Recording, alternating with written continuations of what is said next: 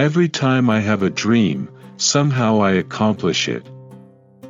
I can't let myself act immature, in a way. I feel like I'm a child of the internet, and the internet has raised me, and its jokes might not be appropriate at certain times. So, I keep them locked inside. For me, as long as my family's happy, I'm happy. I get that I'm tan, and I would stand out a little bit in Japan. For me, it's, like, no secret that Serena is my favorite. Oh, my God, I literally only have, like, one friend that I'm actually completely, like, myself with. In my day-to-day, I might speak, like, 10 sentences. Sorry, public speaking isn't really my strong side.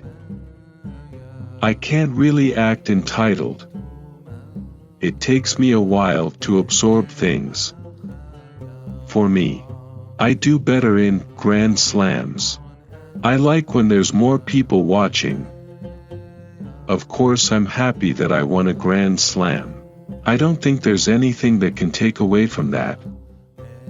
You know how some people get worked up about things? That's a very human thing to do.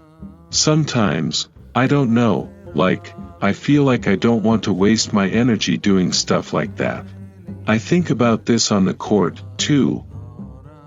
What makes me relaxed is the fact that I know I've put in a lot of time during the off-season on my fitness. When you're little, you're taught not to look at, like, if your opponent gets angry or anything. Ever since I can remember, I played better against bigger players on bigger courts. Even when I was a little kid, I always dreamed that I would play Serena in a final of a Grand Slam. I don't think you can win a Grand Slam and not be confident in yourself. You just gotta keep going and fighting for everything, and one day you'll get to where you want. You can easily get depressed. Usually, if you play sports, you think that one match or one game is very important, and when you lose it, you think your whole world is over. Actually, I live in FL now. But, I mean, of course, I'm very honored to be playing for Japan. But my dad's side is Haitian, so represent. I think, for me, I just really want to have fun with every match that I play because tennis is a game. When you're little, you're taught not to look at, like, if your opponent gets angry or anything.